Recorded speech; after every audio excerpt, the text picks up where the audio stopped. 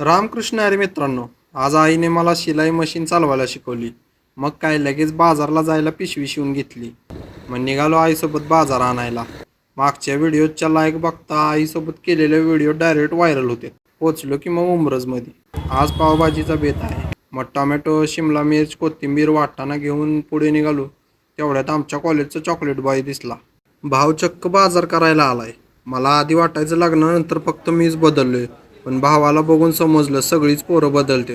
पुढं गेलो की धीरज दिसला. भाव एवढा गोंग होता की मी समोर उभा होतो तरी दिसलो नाही त्याला. परत मग बाकीचा बाजार करून पावाची लादी घेऊन बाजारातून बाहेर पडलो. म्हणलं बायकोला पाणीपुरी नेऊया पार्सल. आता उमरजमध्ये पाणीपुरी खायची म्हणल्यावर आपल्या मुन्नाबाईकडे गेलं पाहिजे. इथं पाणीपुरी एकच नंबर भेटत्या.